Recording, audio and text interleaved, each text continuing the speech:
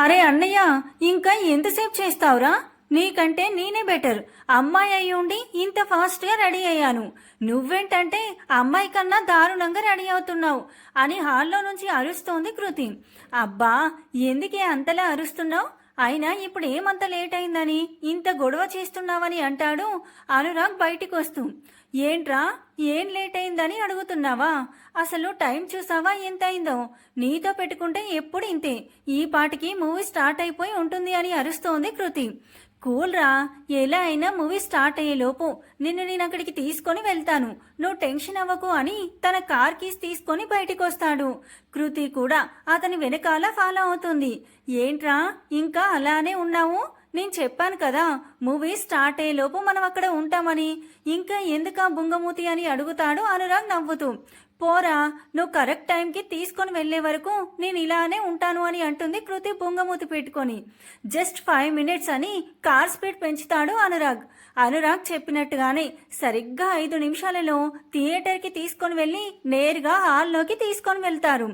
వాళ్ళు వెళ్ళేప్పటికీ ఇంకా movie start అవ్వకపోవడంతో relax అయి వాళ్ళ సీట్లో కూర్చుంటారు ఇద్దరు. అది ఒక పెద్ద హీరో మూవీ అవడంతో మొత్తం అంతా కూడా గోలగోలగా ఉంటుంది.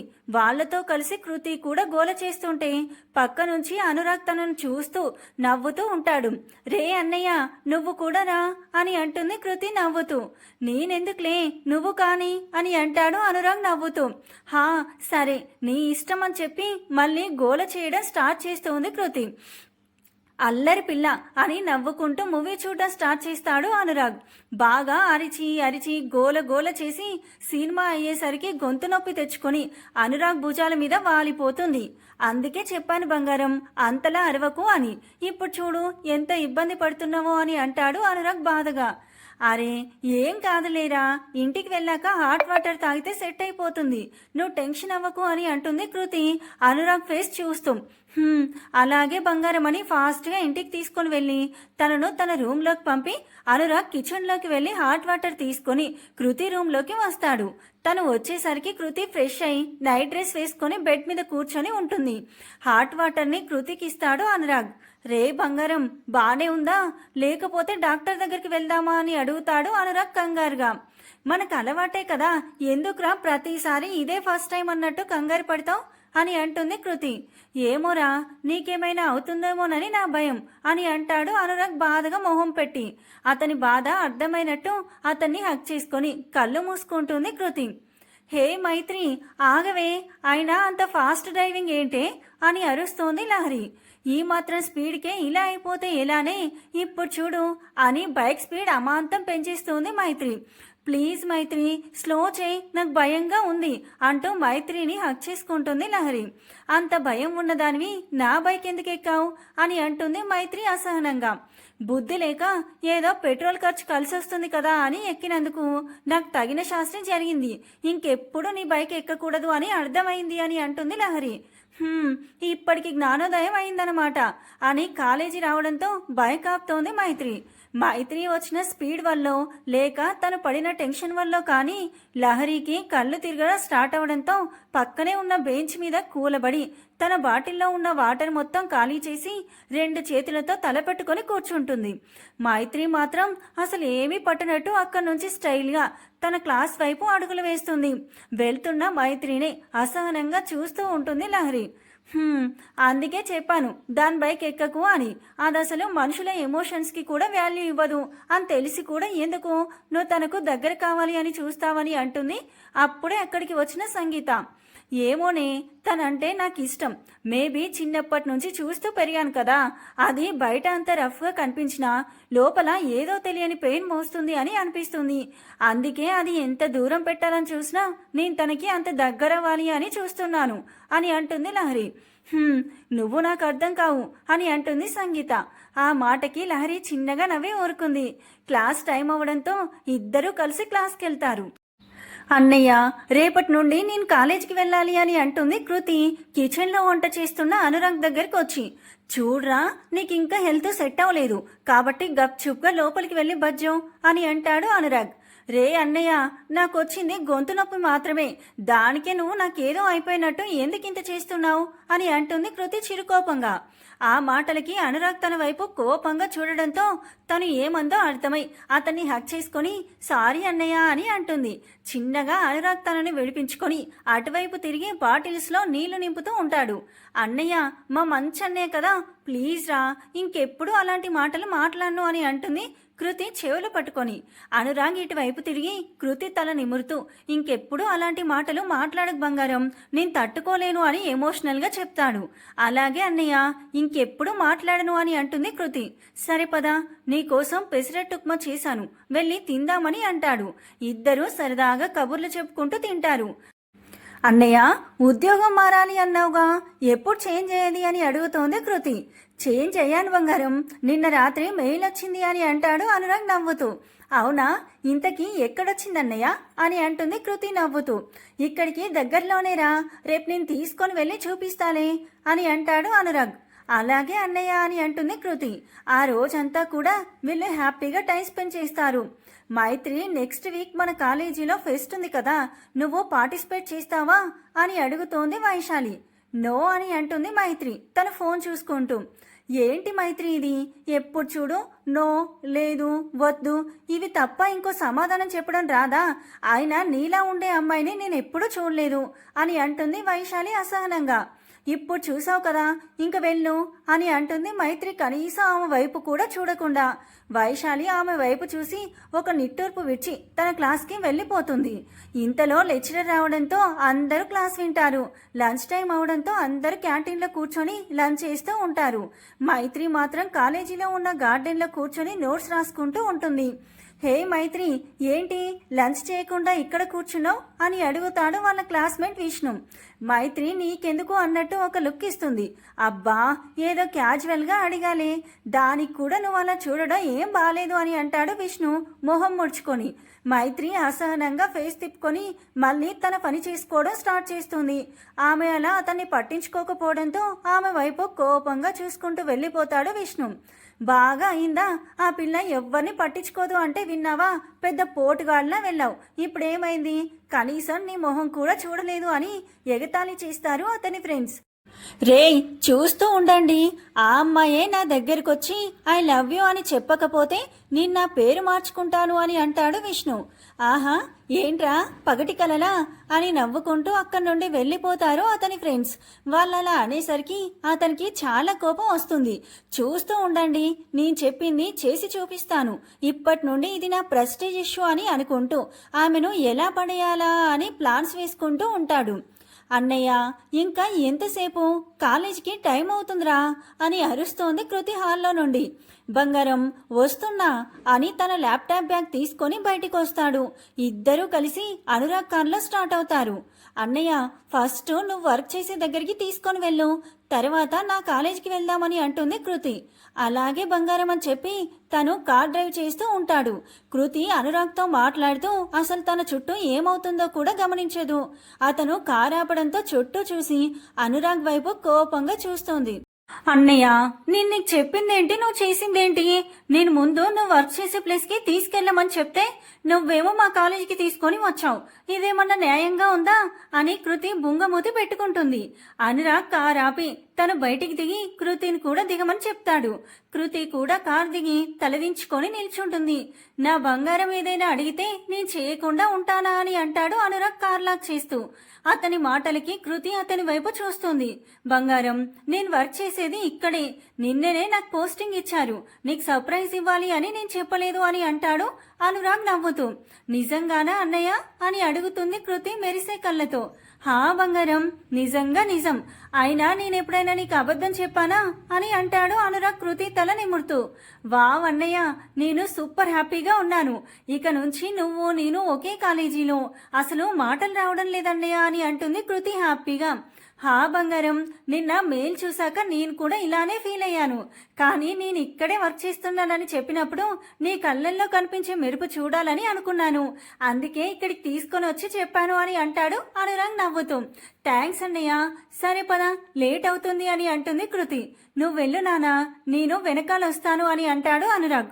అలాగే అన్నయ్య అని చెప్పి అక్కడి నుంచి తన క్లాస్కి వెళ్ళిపోతుంది. స్టాఫ్ రూమ్ వైపు వెళ్తాడు అనురాగ్. అక్కడ తన జాయినింగ్ లెటర్ ఇచ్చి తన క్లాస్ ఏదో తెలుసుకొని క్లాస్కి వెళ్తాడు. అక్కడ అన్ని ఫ్లోర్స్ ఒకేలా ఉండడం చూసి అతను కన్ఫ్యూజ్ అవుతూ ఎంట్రన్స్ లో నుంచి చుట్టూ చూస్తూ ఉంటాడు. అప్పుడే అక్కడికి ఒక అమ్మాయి రావడంతో తను వెళ్లాల్సిన క్లాస్ గురించి తనని అడుగుతాడు. ఆ అమ్మాయి మాత్రం అతని వైపు ఒక లుక్ ఇచ్చి కళ్ళతోనే క్లాస్ వైపు చూపించి తను కూడా ఆ క్లాస్ లోపలికి వెళ్ళిపోతుంది. ఏంటి అమ్మాయి ఇలా ఉంది? ఆయన నాకెందుకులే, నాకు కావలసిన క్లాస్ దొరికింది కదా అని అతను ఆ క్లాస్లోనికి వెళ్తాడు. అప్పటి వరకు గోలగోలగా ఉన్న క్లాస్ అనురాగ్ ఎంటర్ అవ్వడంతో సైలెంట్ అవుతుంది. న్యూ జాయినింగా అని అడుగుతాడు బాయ్స్లో నుంచి ఒక అతను. అనురాగ్ చిన్నగా నవ్వుతూ హా అని అంటాడు. హో, ఇంతకు ముందు ఏ కాలేజ్ అని అడుగుతాడు ఇంకొక అతను. అనురాగ్ కాలేజీ పేరు చెప్పడంతో అంత పెద్ద కాలేజీ నుంచి ఎందుకు వచ్చేసావు? నువ్వు వచ్చేసావా, వాళ్ళే తీసేశారా అని అడుగుతాడు ఇంకొక అతను. నేనే వచ్చేసాను అని అంటాడు అనురాగ్. అమ్మాయిలు మాత్రం అతని వైపే చూస్తూ ఉంటారు. ఇదిగో బాబు, నీకు గర్ల్ ఫ్రెండ్ ఉందా అని అంటుంది ఒక అమ్మాయి అనురాగ్ వైపు చూస్తూ. అనురాగ్ చిన్నగా నవ్వుకొని లేదు అని అంటాడు. రే, ఇతను అందరినీ పడేయడానికి వచ్చినట్టున్నాడు అని అంటాడు ఒక అతను. పడేయడమేంటి, మేమెప్పుడో పడిపోయాం అని అంటారు అమ్మాయిలు నవ్వుతూ. హలో, చూసింది చాలు కానీ ఇంకొచ్చి కూర్చో అని అంటాడు ఒక అబ్బాయి. అనురాగ్ నవ్వుతూ డయాస్ మీదకి వెళ్ళి తన బ్యాగ్ అక్కడున్న టేబుల్ మీద పెడతాడు. ఓయ్, అక్కడ కాదు, ఇక్కడ బాబు నువ్వు కూర్చోవలసింది అని అంటాడు ఒక అబ్బాయి. అనురాగ్ అక్కడున్న చాక్ పీస్ తీసుకొని బోర్డు మీద అనురాగ్ అని రాసి దాని కింద ఫైనాన్షియల్ అకౌంటెంట్ ప్రొఫెసర్ అని రాసి వాళ్ళ వైపు చూస్తాడు. అది చూసిన స్టూడెంట్స్ అందరు షాక్ అయి ఒకేసారి లేచి నిల్చుంటారు. అప్పటి వరకు నవ్వుతూ ఉన్న అనురాగ్ సీరియస్గా వాళ్ళ వైపు చూస్తూ ఉంటాడు. సారీ సార్, మీరు లెక్చరర్ అని తెలియక ఏదో వాగేశా, ప్లీజ్ ఈ ఒక్కసారికి మమ్మల్ని వదిలేయండి సార్ అని అంటారు స్టూడెంట్స్. హో, స్టూడెంట్స్ అయితే ఇలానే బిహేవ్ చేస్తారా అని అంటాడు అనురాగ్ కోపంగా. అది కాదు సార్ అని వాళ్ళు ఏదో చెప్పేలోపు అనురాగ్ సీరియస్గా చూడడం చూసి సైలెంట్ అవుతారు. వాళ్ళంతా భయపడడం చూసి అనురాగ్ చిన్నగా నవ్వుతూ కూర్చోండి అని అంటాడు. సార్, అంటే మీకు మా మీద కోపం లేదు కదా అని అంటారు స్టూడెంట్స్. మీరు చేసింది ఏమీ తప్పు కాదు కదా, జస్ట్ ఏదో ఫన్ కోసం చేశారు అంతే కదా అని అంటాడు నవ్వుతూ. అమ్మయ్య అనుకుంటారు స్టూడెంట్స్ అందరూ. తర్వాత సెల్ఫ్ ఇంట్రడక్షన్ చెప్పమని అడగడంతో ఒక్కొక్కరు లేచి వాళ్ళ గురించి చెప్తూ ఉంటారు. అప్పుడే అతను అడ్రస్ అడిగిన అమ్మాయి టర్న్ రావడంతో ఆ అమ్మాయి లేచి నిల్చుంటుంది. నా పేరు మైత్రి అని అంటుంది మైత్రి. నీ గురించి చెప్పు అని అనడంతో అనురాగ్ వైపు కొంచెం సీరియస్గా చూసి నేను మైత్రి అండ్ నా గురించి చెప్పడానికి ఏమీ లేదని చెప్పి కూర్చుంటుంది. అనురాగ్ తన వైపే చూస్తూ ఉంటాడు. హే మైత్రి, సార్ అడిగినప్పుడు సరిగ్గా సమాధానం చెప్పాలి కదా, అయినా అలా మాట్లాడితే ఆయన కోపం వస్తే నీ పరిస్థితి ఏంటి అని అంటుంది లహరి తనకు మాత్రమే వినిపించేలా. అబ్బా, ఏంటి నీ నసా, అయినా అతనికి నా డీటెయిల్స్తో ఏం పని చెప్పు, వచ్చాడా, క్లాస్ చెప్పాడా, వెళ్ళాడా, ఇలా ఉండాలి కానీ నా పర్సనల్ తెలుసుకొని ఏం చేస్తాడు అని అంటుంది మైత్రి కోపంగా అనురాగ్ వైపు చూస్తూ. ఏంటి అమ్మాయి ఇలా ఉంది, చూడడానికి క్యూట్గా ఉంది కానీ చూపులు మాత్రం మింగేసేలా చూస్తుంది అని అనుకుంటాడు. తర్వాత తేరుకొని వాళ్లకు క్లాస్ చెప్తూ ఉంటాడు. అప్పటి వరకు ఎలా ఉన్నా క్లాస్ చెప్పే అప్పుడు మాత్రం చాలా సీరియస్గా ఉంటాడు. అమ్మాయిలు మాత్రం అలానే అనురాగ్ వైపు చూస్తూ ఉంటారు.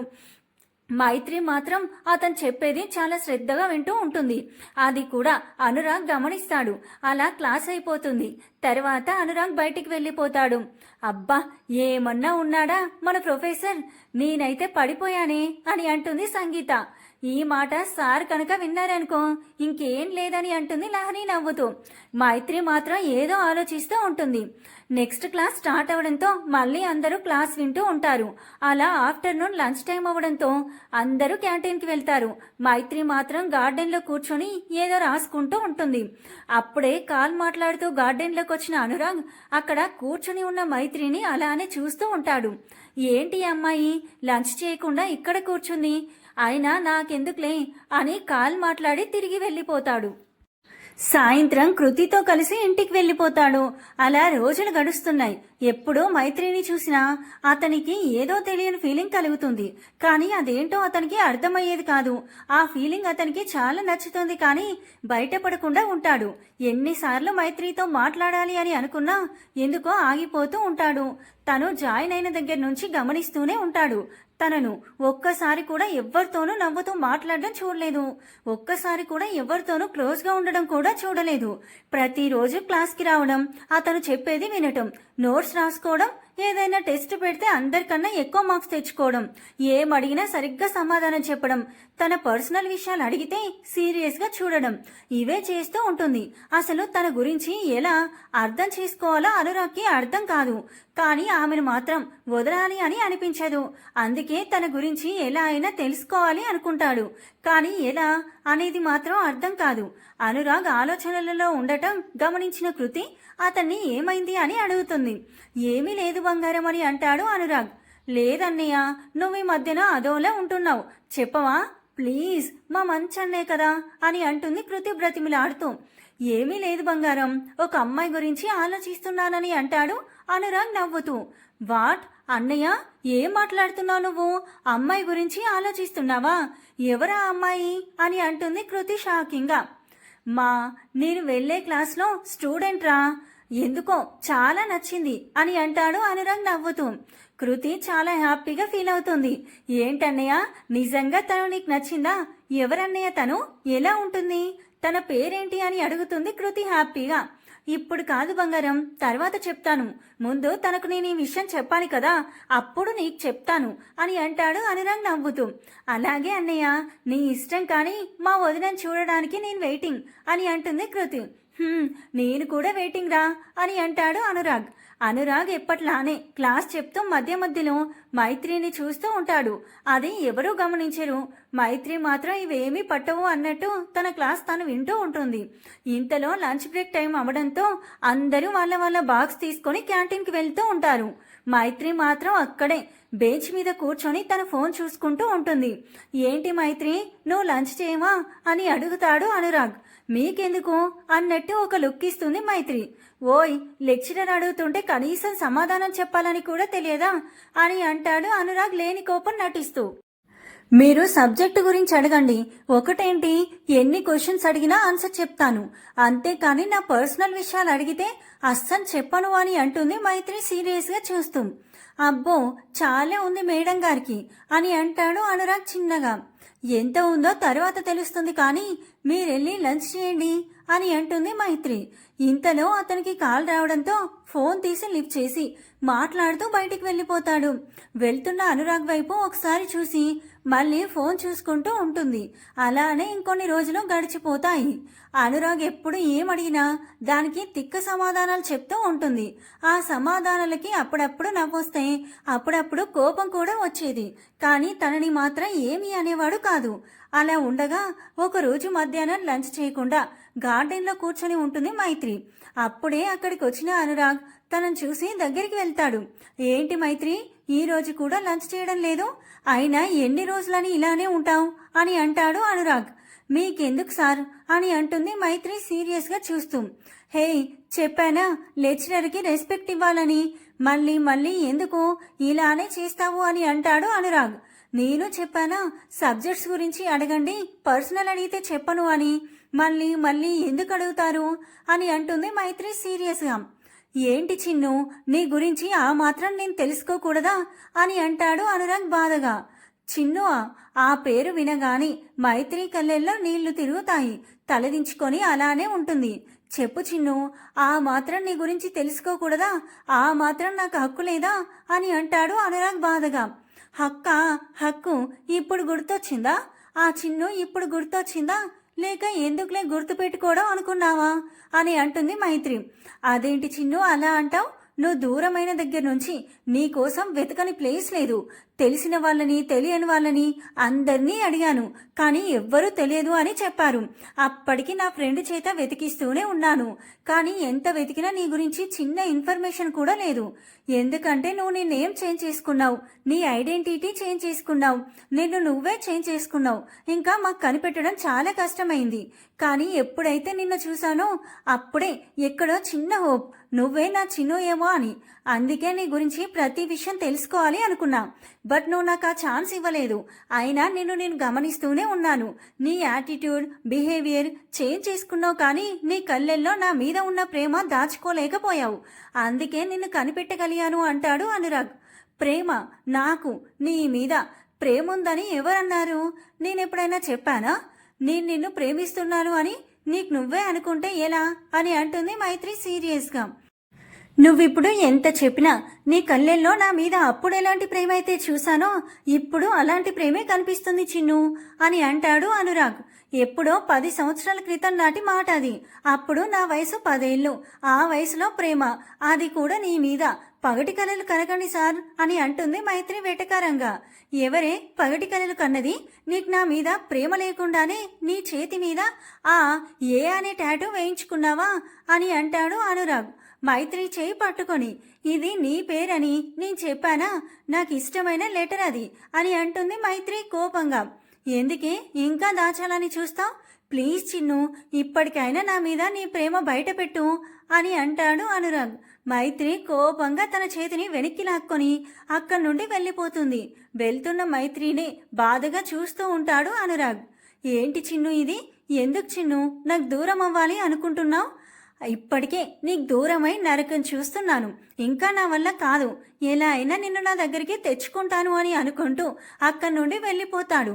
ఇప్పటి వరకు వీళ్ళకి తెలియకుండా ఈ మాటలన్నీ విన్న విష్ణు కన్నింగా నవ్వుతూ తన ప్లాన్స్ తాను వేసుకుంటూ అక్కడి నుంచి వెళ్ళిపోతాడు. అలా 2 రోజులు గడిచిపోయాయి. మైత్రి ఎప్పటిలా కాలేజీకి వస్తుంది, కానీ ఆ రోజు మాత్రం తననందరూ ఒకలా చూస్తూ ఉండడం గమనిస్తుంది. కానీ ఇవేమీ పట్టించుకోకుండా తన క్లాస్ వైపు అడుగులు వేస్తుంది. తను వెళ్ళేసరికి అందరూ తన గురించే మాట్లాడుకోవడం చూసి ఎందుకో అర్థం కాక ఆలోచిస్తూ ఉంటుంది. ఏంటి మైత్రి, నిన్న కాక మొన్నొచ్చిన వాళ్ళతో అంత క్లోజ్గా ఉన్నావు, అదే మేము అడిగితే సీరియస్గా చూస్తావు. అతనిలో ఉన్నదేంటి, మాలో లేనిదేంటి అని అంటాడు వాళ్ళ క్లాస్లో ఒక అబ్బాయి. వాట్, ఏం మాట్లాడుతున్నారు అని అంటుంది మైత్రి కోపంగా. చూడరా, మనం జస్ట్ మాట్లాడితేనే ఇంత ఫైర్ అవుతుంది, అదే అతను మాత్రం చేయి పట్టుకోవచ్చు అని అంటాడు ఇంకొకడు. మన ముందు చేయే పట్టుకున్నాడు, అదే మనం లేకపోతే ఇంకేం చేశాడో అని అంటాడు ఇంకొక అతను వెటకరంగా. వాళ్ళలా మాట్లాడుతుంటే మైత్రికి ఒకవైపు కోపం వస్తుంటే ఇంకో పక్కన ఏడుపు వస్తూ ఉంటుంది. హే, ఏం మాట్లాడుతున్నారు అని అంటుంది అప్పుడే అక్కడికి వచ్చిన లహరి కోపంగా. చూడు లహరి, నీకిది అనవసరమైన విషయం, సో నువ్వు కొంచెం డిస్టెన్స్ మెయింటైన్ చేస్తే మంచిది అని అంటాడు ఆ అబ్బాయి. ఏంట్రా ఎక్కువ మాట్లాడుతున్నారు, అయినా తన గురించి అడగడానికి మీరెవరు అని అంటుంది లహరి. ఏంటి లహరి, ఇందులో నీకు భాగం ఉందా ఏంటి అని అంటాడు ఒక అతను వెటకరంగా. ఆ మాటకు మైత్రి కోపంగా అతని చెంప మీద కొడుతుంది. నీకెంత ధైర్యం ఉంటే నన్నే కొడతావే అని అంటాడు అతను. కొట్టడం కాదు, చంపేస్తా. అసలు మీరెవరా నన్ను నా ఫ్రెండ్ని అనడానికి? అయినా అసలు మీరేం మాట్లాడుతున్నారో మీకైనా అర్థమవుతుందా అని అంటుంది మైత్రి కోపంగా. ఎందుకు అవడం లేదు, బాగా అర్థమవుతుంది. మేము ఇన్ని రోజుల నుంచి నీతో మాట్లాడుతుంటే పట్టించుకోలేదు, కానీ ఆ ప్రొఫెసర్ రాగానే అతనికి పడిపోయావా అని అంటాడు అతను. అప్పుడు అర్థమవుతుంది మైత్రికి వాళ్ళు మాట్లాడేది అనురాగ్ గురించి అని. ఏంటి, మాకెలా తెలిసింది అనుకుంటున్నావా? నీ రాసలీలలు మాకే కాదు, కాలేజీలో అందరికీ తెలుసు అని అంటాడు అతను. ఆ మాటకి మైత్రి కోపంగా అతని వైపు చూస్తుంది. నువ్వెలా చూసినా ఇదే కదా నిజం, మాలో లేనిది వాడిలో ఉన్నది ఏంటి అని అడుగుతాడు అతను. సంస్కారం అని అంటుంది మైత్రి కోపంగా. ఓహో, నీకు డిస్టెన్స్లో ఉండి మాట్లాడే మాకు సంస్కారం లేదు, కానీ నీ చేతులు పట్టుకొని మాట్లాడే అతనికి మాత్రం సంస్కారం ఉందా అని అంటాడు అతను. ఏంటి, ఏం జరుగుతుంది ఇక్కడ అనుకుంటూ వస్తాడు అనురాగ్. అతను రావడంతోనే ఎవరి ప్లేస్కి వాళ్ళు వెళ్ళిపోతారు. మిమ్మల్ని అడిగేది ఏం జరుగుతుంది అని అంటాడు అనురాగ్ సీరియస్గా. అది సార్ అని అసలు జరిగిన విషయం చెప్తుంది లహరి. మైత్రి మాత్రం ఎటువంటి ఎక్స్ప్రెషన్స్ లేకుండా అతన్నే చూస్తూ ఉంటుంది. వాళ్ళు మైత్రిని అన్న మాటలు విని అనురాగ్కి చాలా కోపం వస్తుంది. ఆ కోపంతోనే వాళ్ళ వైపు చూస్తాడు. వచ్చిన ఇన్ని రోజుల్లో అనురాగ్ అంత కోపంగా ఉండడం ఇదే మొదటిసారి. అందుకే స్టూడెంట్స్ అందరూ భయంగా అతని వైపు చూస్తూ ఉంటారు. సో మీకు మా మధ్యలో ఉన్న రిలేషన్ ఏంటో తెలియాలి, అంతే కదా? మా మధ్యలో ఓన్లీ స్టూడెంట్ అండ్ లెక్చరర్ రిలేషనే కాదు, ఇంకా వేరే రిలేషన్ కూడా ఉంది అని అంటాడు అనురాగ్ సీరియస్గా. మైత్రి కోపంగా అతని వైపు చూస్తూ ఉంటుంది. హా, మా మధ్యలో ఇంకో రిలేషన్ ఉంది, అది బావా మరదళ్ళ రిలేషన్ అని అంటాడు అనురాగ్. చూడండ్రా, దొరికిపోయేసరికి ఇలాంటి స్టోరీస్ అల్లుతున్నారు అని అంటాడు ఒకతను. స్టోరీస్ అల్లాల్సిన అవసరం నాకు లేదు, అది నా మరదలు, నేను తన బావా అని అంటాడు అనురాగ్ సీరియస్గా. మేం నమ్మం, మాకు ప్రూఫ్స్ కావాలి అని అంటాడు అతను. ప్రూఫ్స్ అంటే ఇతను చెప్తే చాలా అని అంటాడు అనురాగ్ ఎంట్రన్స్ వైపు చూస్తూ. అందరూ అతన్ని చూడగానే భయంగా లేచి నిల్చున్నారు. ఇతను చెప్తే చాలా, ఇంకా ఎవరైనా చెప్పాలా అని అంటాడు అనురాగ్ నవ్వుతూ. అందరూ భయంగా ఆయన వైపు చూస్తూ ఉంటారు. ఏంటిక్కడ గొడవ? ఆ అమ్మాయి మైత్రి అలియాస్ జానకి అని అంటాడు ACP Suraj. Anurag friend and మైత్రిని వెతకడానికి హెల్ప్ చేసేది ఇతనే. ఇతన్ని చాలాసార్లు టీవీలో చూశారు, అందుకే అందరూ అంత భయపడ్డారు. చిన్నప్పుడు జరిగిన యాక్సిడెంట్లో వాళ్ళ పేరెంట్స్ చనిపోయారు. ఆ యాక్సిడెంట్లోనే అనురాగ్ వాళ్ళ పేరెంట్స్ కూడా అతనికి దూరం అయ్యారు. కానీ అప్పుడు మైత్రి చిన్నపిల్ల అవడంతో తప్పిపోయింది. అప్పటి నుంచి అనురాగ్ తన కోసం వెతుకుతూనే ఉన్నాడు. బట్ మైత్రి పేరు మార్చుకోవడం వల్ల మాకిన్ని రోజులు దొరకలేదు. కానీ అనురాగ్ ఈ కాలేజీలో జాయిన్ అయ్యాక మైత్రిని చూసి ఎందుకో డౌట్ వచ్చి తన గురించి ఇన్ఫర్మేషన్ నన్ను కలెక్ట్ చేయమని చెప్పడంతో నేను చేశాను. ఆ ప్రాసెస్లో తనే అనురాగ్ వల్ల మరదలని తెలిసింది. అసలు ఇన్ని రోజులు తను ఎక్కడుందో ఎలా ఉందో తెలుసుకొని అనురాగ్ చాలా బాధపడ్డాడు. తను ఒక అనాథాశ్రమంలో పెరిగింది. చిన్నప్పటి నుంచి చదువు మీద ఉన్న ఇంట్రెస్ట్తో అన్ని క్లాసెస్లో ఫస్ట్ వచ్చింది. ఇక్కడ కాలేజీలో చదువుకుంటూనే పార్ట్ టైం జాబ్ చేస్తూ తన అవసరాలన్నీ తనే చూసుకుంటుంది. ఇంకా తను ఆఫ్టర్నూన్ లంచ్ చేయకుండా ఆ ఫుడ్ని అనాథ పిల్లలకి పెడుతుంది. తనలాగా ఎవ్వరూ అన్నం కోసం బాధపడకూడదు అని ఈ నిర్ణయం తీసుకుంది అని అంటాడు సూరజ్. అందరూ తనకు ఒకేసారి దూరం అవడంతో అసలు రిలేషన్స్ మీద ఇంట్రెస్ట్ లేకుండా పెరిగింది. ఒకవేళ ఎవరైనా తనకు దగ్గరైతే మళ్ళీ దూరం అవుతారేమో అని అందరికీ దూరంగా ఉంటుంది. ఆఖరికి తనకెంతో ఇష్టమైన లహరికి కూడా. అందుకే అనురాగ్ తన భావ అని తెలిసి కూడా అతనికి దూరంగా ఉండాలని డిసైడ్ అయింది అని అంటాడు సూరజ్. అందరూ మైత్రి వైపు బాధగా చూస్తారు. లహరి అయితే మైత్రికి తనంటే ఇష్టం అని తెలిసి చాలా హ్యాపీగా ఫీల్ అవుతూ మైత్రి చేతిని పట్టుకుంటుంది. మైత్రి ఆ విషయం సూరజ్కి ఎలా తెలుసు అన్నట్టు చూస్తుంది. మాకెలా తెలుసు అనుకుంటున్నావా? పోలీస్ అయ్యుండి నీ డైరీ కొట్టేశాంలే, అలా తెలుసు అని అంటాడు సూరజ్ నవ్వుతూ. ఆ మాటకు మైత్రి కూడా చిన్నగా నవ్వుతుంది. ఏంటిది, ఎవరు చేశారో మాకు తెలుసు, వాళ్ళంతటా వాళ్ళు బయటికి వస్తే బెటర్, లేకపోతే పోలీస్ ట్రీట్మెంట్ ఇవ్వాల్సి ఉంటుంది అని అంటాడు సూరజ్ సీరియస్గా. విష్ణు చిన్నగా అడుగులు వేస్తూ ముందుకొస్తాడు. ఇప్పుడు వీణ్ణి ఏం చేయమంటావు మైత్రి అని అడుగుతాడు సూరజ్. ఏం చేయదు సార్, వదిలేయండి అని అంటుంది మైత్రి. క్లాస్ అందరూ తన వైపు షాకింగ్గా చూస్తారు. విష్ణు కూడా కళ్ళ నీళ్లతో చూస్తాడు. అదేంటి మైత్రి, నిన్ను ఇంతలా బాధ పెట్టాడు కదా, కనీసం దానికి కూడా పనిష్మెంట్ ఇవ్వవా అని అంటాడు అనురాగ్. నో, తనేం తప్పు చేశాడు, అతనికి అనిపించింది అడిగాడు, బట్ అది రాంగ్ వే. అయినా ఇప్పుడు మీరు అతనికి పనిష్మెంట్ ఇస్తే అతని ఫ్యూచర్ స్పాయిల్ అవుతుంది అని, అది నాకు ఇష్టం లేదు అని అంటుంది మైత్రి. సారీ మైత్రి, నేను నిన్ను ఇంత ఇబ్బంది పెట్టాలి అని చూసినా నువ్వు మాత్రం నన్ను ఏమీ అనటం లేదు. నిజంగా నువ్వు గ్రేట్ మైత్రి అని అంటాడు విష్ణు. మైత్రి చిన్నగా నవ్వి ఊరుకుంది.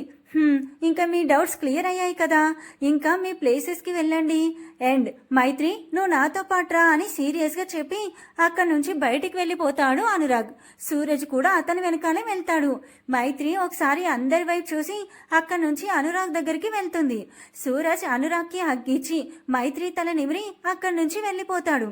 అనురాగ్ మైత్రి చేయి పట్టుకొని నవ్వుతూ ఉంటాడు. ఏంటి సార్ ఇది, వదలండి అని అంటుంది మైత్రి. ఇంకా సారేంటి బంగారం, ముద్దుగా బావా అని పిలవచ్చు కదా అని అంటాడు అనురాగ్ గారంగా. ఎన్ని రోజులు ఒంటరిగా ఉన్నా ఇప్పుడు మీరు కూడా దూరం అయితే నేను భరించలేను అని అంటుంది మైత్రి. బంగారం, అలా ఎందుకు, అలా అనుకోకు, అది యాక్సిడెంట్, వాళ్ళకి అక్కడి వరకే రాసి పెట్టుంది, అందుకే వెళ్ళిపోయారు. అలా అని నువ్వు ఇలానే ఉండిపోతాను అంటే ఎలా చెప్పు? ప్లీజ్ రా, అలాంటి ఆలోచనలు ఏమన్నా ఉంటే ఇప్పుడే వాటిని వదిలే బంగారం. నీకు ఈ బావున్నాడు, ఈ మరదలు ఉంది మనకి, పెళ్ళి అయితే మనకంటూ పిల్లలు ఉంటారు. ఇవన్నీ వదిలేసి ఎప్పుడో జరిగిన వాటి గురించి ఆలోచిస్తావేంటి అని అంటాడు అనురాగ్. ఏమో నాకు భయంగా ఉంది అని అంటుంది. మైత్రి, అసలు ఎలాంటి భయాలు పెట్టుకోకు, నీకు తోడుగా ఎప్పటికీ నేను ఉంటాను అని అంటాడు అనురాగ్. మైత్రి కూడా అనురాగ్ కళ్ళల్లో కనిపిస్తున్న ప్రేమకి కరిగిపోతూ అతన్ని హత్తుకుంటుంది. అనురాగ్ తనని ఇంకా గట్టిగా హక్ చేసుకుంటాడు. అవును బంగారం, నేను నీ బావని అని ఎలా తెలిసింది అని అంటాడు అనురాగ్. నా బావును నేను గుర్తుపట్టలేనా? అందులోనూ నీ పేరుతో పాటు ఇంటి పేరు కూడా రాసావు కదా, అలా గుర్తుపట్టాను. తర్వాత నీతో ఉన్న కృతిని చూడగానే కన్ఫామ్ అయిపోయింది అని అంటుంది మైత్రి నవ్వుతూ. బంగారం, నువ్వు గ్రేట్ బేబీ అని అంటాడు అనురాగ్ నవ్వుతూ. తర్వాత కృతిక్ కూడా మైత్రిని పరిచయం చేస్తాడు. ఇన్ని రోజులు దూరంగా ఉన్నందుకు బాధపడినా తర్వాత చాలా హ్యాపీగా ఫీల్ అవుతారు. మైత్రి పడిన బాధను ఇంకెవ్వరూ పడకూడదని తన క్లాస్ వాళ్ళందరూ కూడా తమ పాకెట్ మనీని అనాథాశ్రమానికి డొనేషన్ కింద ఇస్తూ ఉంటారు. ఇన్ని రోజుల ఎడబాటును ఈ గ్యాప్లో గ్యాప్ లేకుండా ప్రేమించుకుంటూ ఉంటారు మన అనురాగ్ ఇంకా మైత్రి. వీళ్ళ లవ్ ఇలానే కంటిన్యూ అవ్వాలని కోరుకుంటూ సమాప్తం.